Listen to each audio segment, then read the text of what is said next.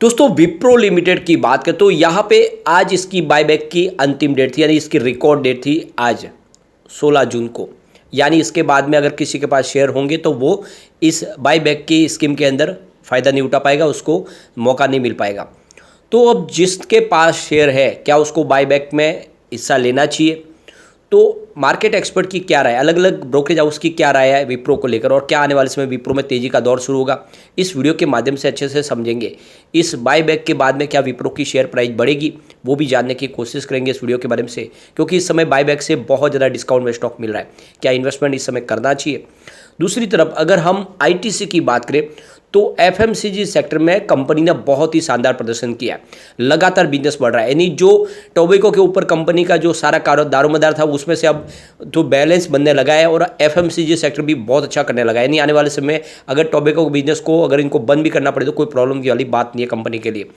तो आईटीसी जो लगातार नई हाई बना रहे हैं, क्या इस समय इन्वेस्टमेंट करना चाहिए, जानने की कोशिश करेंगे इस वीडियो के माध्यम से। दूसरी तरफ टाटा स्टील जो कुछ दिनों से लगातार फिर से दौड़ने को तैयार हो चुका है, स्टॉक ने 110 को क्रॉस किया, तब से स्टॉक में तेजी का वातावरण बनने लगा।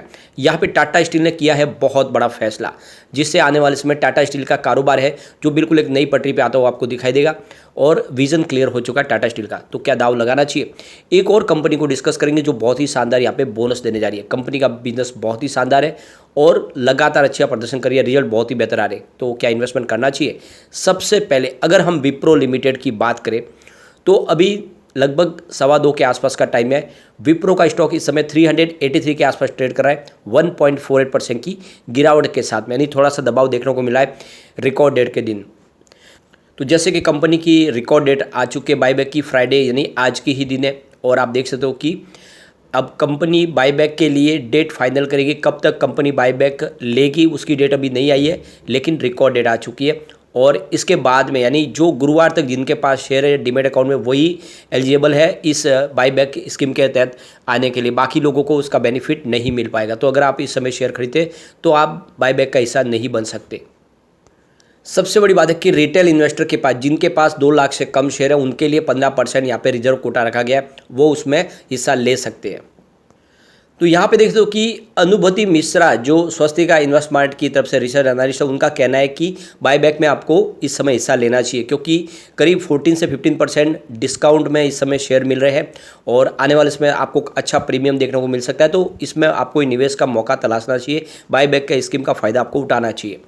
अमरदेव सिंह की बात करें एंजल वन की तरफ से, तो उनका भी कहना है कि इस समय जो प्राइस है वो काफ़ी फेयर है और आने वाले समय में काफ़ी अच्छे प्रीमियम में कंपनी बायबैक लेने जा रही है। तो ऐसे में इस बायबैक का हमें हिस्सा बनना चाहिए और ज़रूर बेनिफिट उठाना चाहिए। दूसरी तरफ जेपी मॉर्गन का कहना है कि जो जून क्वार्टर है इसमें इस बार दबाव देखने को मिल सकता है कंपनी का और ये वीक रह सकता है इनका रिजल्ट, और इसके पीछे वजह की जो स्लो डाउन चल रहा है इंटरनेशनल मार्केट में भी बहुत ज़्यादा प्रेशर में है इस समय आईटी सेक्टर, उसका असर देखने को मिल सकता है। इनकी ऑपरेटिंग मार्जिन कम होती हुई दिखाई दे सकती है। फिलहाल कोटक इंस्टीट्यूशनल इक्विटीज की बात करें, इन्होंने इसकी रेटिंग को रिड्यूस किया है, इन्होंने इसका जो रेटिंग रखा है वो 360 का रखा है और उनके हिसाब से जिस तरह से जो रिजल्ट है इस समय काफ़ी दबाव में दिखाई दे रहा है आईटी सेक्टर का, तो इस हिसाब से आने वाले समय इसका 360 की प्राइस देखने को मिल सकती है। दूसरी तरफ अविनाश गोरस्कर जो प्रॉफिट मार्ट सिक्योरिटीज के हेड रिसर्च एनालिस्ट है, उनका कहना है कि लोगों को अच्छा खासा रिस्पांस मिल सकता है इस बायबैक का, क्योंकि प्राइस आप देख सकते हो कि काफ़ी प्रीमियम में इस बार कंपनी ने अनाउंस की है। तो उस हिसाब से यहाँ पे जो कोटा है वो पूरा भर सकता है और इसमें सबको मौका तलाशना चाहिए और इसमें बिल्कुल इस बायबैक का फ़ायदा उठाना चाहिए। प्रभुदास लीलाधर की तरफ से वैशाली पारेख का कहना है कि शेयर की जो रेजिस्टेंस लेवल है वो 410 का है और आप देख सकते हो कि इसका जो डेली मूविंग एवरेज के हिसाब से देखो 392 से नीचे इस समय ट्रेड कर रहा है, तो गिरावट और आ सकती है। और वैशाली पारेख के मुताबिक 380 के आसपास सपोर्ट मिल रहा है और अप साइड में ये 410 तक जाने की संभावना है और फिर अगर 410 को क्रॉस करें तो फिर तेज़ी की संभावना बन सकती है। तो कुल मिला के इस समय देख सकते हो कि काफ़ी ज़्यादा डिस्काउंट में स्टॉक मिल रहा है, खरीदारी करनी चाहिए, आने वाले समय बेहतर रिजल्ट की हम संभावना कर सकते हैं। और वैसे भी जिसके पास शेयर है उसको बायबैक का फ़ायदा तो बिल्कुल उठाना ही चाहिए, क्योंकि काफ़ी बेहतर यहाँ पर आपको प्रीमियम के साथ में बायबैक कंपनी ने अनाउंस किया है। अब हम चलते हैं आईटीसी की तरफ। 454 पर स्टॉक है जहाँ पे 1.53% की शानदार तेज़ी देखने को मिल रही है। पिछले एक साल में स्टॉक ने 74% का ज़बरदस्त रिटर्न दिया है और अब नोमुरा की तरफ से इसमें बाई की रेटिंग निकल के आ रही है। नोमुरा ने इसका टारगेट रखा 485 का। कंपनी का कहना है कि जिस तरह से रूरल एरिया में डिमांड निकल के आ रही है उसका बेनिफिट देखने को मिल रहा है। इसके अलावा मैनेजमेंट ने बहुत सारे जो बदलाव किए उसका जो असर है देखने को मिल रहा है। कंपनी का एफएमसीजी सेगमेंट बहुत अच्छा कर रहा है। टोबैको बिजनेस में भी कंपनी को बेनिफिट मिल रहा है, तो ऐसे में निवेश करना चाहिए। यहाँ पे देखो जो आईटीसी ने इस बार जो अपना एफएमसीजी रिवेन्यू में 20% की ज़बरदस्त जंप बताई फाइनेंशियल 2023 में। और अब देख सकते हो कि जो टोबैको का इनका जो बिजनेस है उससे थोड़ा इनका जो असर अब कम होगा, क्योंकि इनका एफएमसीजी बेहतर करने लगा है। तो इस बार जो एफएमसीजी सेक्टर का जो रिवेन्यू है वो 29,000 करोड़ के आसपास रहा है, जबकि पिछले साल सेम क्वार्टर में ये 24,000 करोड़ के आसपास था। तो 20% की यहाँ पे वृद्धि देखने को मिल रही है, जो काफ़ी शानदार है।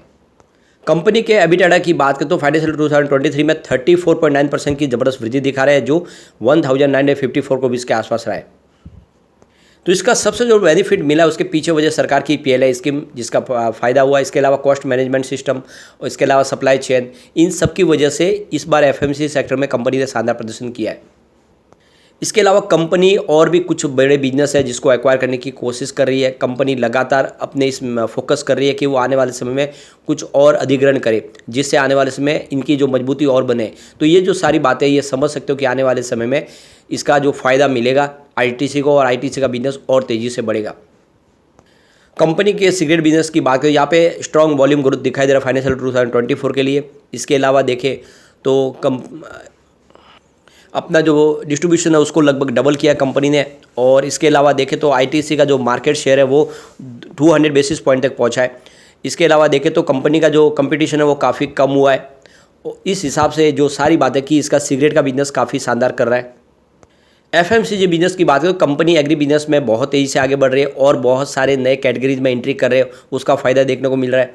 कंपनी एक देखें तो जूस का लार्ज प्लेयर बन चुके हैं, यानी जूस सेगमेंट में उसका अच्छी खासी यहाँ पे प्रेजेंस है इस समय। और फ्री कैश फ्लो है कंपनी के पास, जिसकी वजह से वो एफएमसीजी का बिजनेस तेज़ी से कर पा रहे। होटल बिजनेस की बात करें तो इस कोविड काल के बाद में होटल का बिजनेस बिल्कुल तेज़ी से आगे बढ़ने लगा है। और जो सबसे बड़ी बात है कि इस समय जो इनके पास जो क्वालिटी है होटल की, जो रूम्स की क्वालिटी वो काफ़ी शानदार है। एक ब्रांड है इनका नाम, उसका बिजनेस का फ़ायदा इनको मिल रहा है। इसके अलावा देखें तो मार्जिन इनका बड़ा है। ये सारी बातें जो इनके होटल के बिजनेस को भी काफ़ी अच्छा इस समय रिलीफ दे रही है। तो ये सारी बातें कि आईटीसी बहुत बेहतर प्रदर्शन करा और आने वाले समय एक ज़बरदस्त तेज़ी का दौर शुरू होगा और आईटीसी आने वाले समय एक बड़ा मल्टीबैग रिटर्न देगा। इतना अभी बिल्कुल दौड़ा नहीं है, दौड़ने के लिए इसकी दौड़ बहुत बाकी है, तो दाव लगाना चाहिए। अब हम चलते हैं टाटा स्टील की तरफ। 114 पर स्टॉक है, जहाँ पे 0.35% की इस समय तेज़ी देखने को मिल रही है। 2:30 बजे के आसपास का टाइम है। पिछले 5 दिन में स्टॉक ने 4% की शानदार तेज़ी बता दी है। और यहाँ पे एक टाटा स्टील ने एक बड़ा माइलस्टोन अचीवमेंट किया है। टाटा स्टील लिमिटेड ने जर्मनी की एसएमएस ग्रुप कंपनी के साथ में एक देख दो डीकार्बनाइजेशन के लिए एक बड़ा एमओयू साइन किया है। तो यहाँ पे दोनों कंपनियां मिलके आने वाले समय ई ब्लास्ट फर्नेस के ऊपर काम करेंगे, यानी जो इनका जो बेस लाइन ऑपरेशन से कार्बन जो बनता है, जो निकलता है, उसका 50% उसको कम करेंगे। तो इजी मेल्ट यानी इलेक्ट्रिक एसिड मेल्ट सिग्नेस स्मेल्टर के माध्यम से देखें तो ये एक आयरन मेकिंग समाधान है, जिसे डीकार्बनाइजेशन में तेज़ी लाने की मौजूदा जो संयंत्र है उसमें उसको लागू किया जाएगा, जिससे आने वाले समय में जो स्टील का निर्माण होगा उसमें जो कार्बन का उत्सर्जन होता है उसमें 50% की कमी आ सकती है। तो ये जो नई टेक्नोलॉजी लाई जाएगी ई ब्लास्ट फर्नेस के माध्यम से, इसमें एसएमएस ग्रुप से जो समझौता वो इसके तहत आने वाले समय ग्रीन स्टील का निर्माण होना और आसान हो जाएगा। यहाँ पे एमडी टीवी नरेंद्र की तरफ से कहा गया है कि टाटा स्टील लगातार ग्रीन स्टील के उत्पादन के लिए बहुत सारी कोशिशें कर रहे हैं। लगातार इसमें आने वाले समय में किस तरह से जो सस्टेनेबल भविष्य है देश का, उसके लिए हमारा योगदान कितना ज़्यादा उसकी हम कोशिश करें। भारत पूरी दुनिया में सबसे दूसरा नंबर का इस्पात उत्पादक देश है और टाटा इसमें सबसे बड़ी कंपनी है। तो हमारा एक बड़ा यहाँ पे रोल हो जाता है कि हमें डीकार्बनाइजेशन की यात्रा में सबसे पहले आगे बढ़ना और उसका नेतृत्व करना है। और इसकी जिम्मेदारी हमें एहसास कराती है कि हमें जल्द से जल्द इसके लिए बहुत सारे अलग अलग समझौते करके कार्बन फुटप्रिंट को कम करने के लिए कोशिश करेंगे। और इसमें हमने काफ़ी ज़्यादा इसमें एक सफलता हासिल भी की है। आप देख सकते हो कि टाटा स्टील ने अपने जमशेदपुर प्लांट के लिए एक प्रतिष्ठित रिस्पॉन्सिबल स्टील सर्टिफिकेशन प्राप्त करने वाला देश की पहली ये कंपनी बन चुकी है और ये बहुत बड़ी बात है। तो इस हिसाब से देखें तो भारत को वैश्विक कार्बनाइजेशन की सस्टेनेबिलिटी मानचित्र पर सबसे आगे ला के खड़ा किया टाटा स्टील ने, और टाटा स्टील इसमें तेज़ी से आगे बढ़ रहा है। तो ये बहुत बड़ी बात है, और टाटा स्टील में इस समय एकदम बिल्कुल खरीदारी का मौका है, क्योंकि आने वाले समय कंपनी का मर्जर होगा, उसके बाद डेफिनेटली इसकी प्राइस बढ़ेगी। तो इस समय आपको इन्वेस्टमेंट करना चाहिए। अब हम चलेंगे उस स्टॉक की तरफ जो हमको बहुत ही शानदार बोनस देने जा रहे हैं। तो यहाँ पे रोटो पंप्स की बात करें, 794 पर स्टॉक है, जहाँ पे 1.59% की तेज़ी देखने को मिल रही है।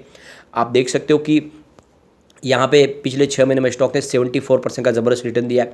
रोटो पंप्स की बात करें, यह जिस तरह से पंप्स बनाती है, इसका बहुत सारी इंडस्ट्रीज़ में आप देखें तो उसका यूज होता है, जिसमें आप देख सकते हो कि यहाँ पे वाटर वेस्ट मैनेजमेंट है, इसके अलावा sugar industries, paper industries, paint industries, oil industries, gas industries, chemical, इसके अलावा देखें तो सिरामिक्स बनाने वाली industries, food and beverage industries, renewable energy sector में, पावर माइनिंग में, हर जगह पे, डिफेंस में, मरीन्स में। तो ये समझ सकते हो कि इनके पंप्स की ज़बरदस्त डिमांड है। इस तरह से इंडस्ट्रियलाइज के लिए ये पंप बनाती है, जिससे इसका जो मोनोपोली बिजनेस कह सकते हैं। अब कंपनी एक शेयर के ऊपर एक शेयर बोनस देने जा रही है, और इसकी एक्स बोनस डेट है 7/7/2023 और रिकॉर्ड डेट है 8/7/2023। तो इसके पहले अगर आप निवेश कर लेते हैं और आपके डीमेट अकाउंट में शेयर आते हो, तो बिल्कुल आपको इस बोनस का फायदा मिल सकता है। कंपनी का बिजनेस लगातार बढ़ रहा है। आप देख सकते हो कि मार्च 2022 में जहाँ पे 49.23 करोड़ का रेवेन्यू था, जो मार्च 2023 में बढ़ के 71.96 करोड़ तक पहुंच गया। जबरदस्त वृद्धि हुई है रिवेन्यू में। प्रॉफिट की बात करूँ, मार्च 2022 में 6.91 करोड़ का प्रॉफिट था, जो मार्च 2023 में बढ़ के 10.98 करोड़ तक पहुंच गया। तो बिल्कुल आपको इन्वेस्टमेंट करना चाहिए, लेकिन फ्रेंड कोई भी इन्वेस्टमेंट करने से पहले अपने फाइनेंशियल एडवाइजर से बारे ले ले, या अपना खुद का रिसर्च करें, क्योंकि मैंने वीडियो आपके एजुकेशनल पर्पज़ के लिए ही बनाया। वीडियो पसंद आए तो लाइक से जरूर कीजिए और चैनल को सब्सक्राइब कर दीजिए। Thank you friend.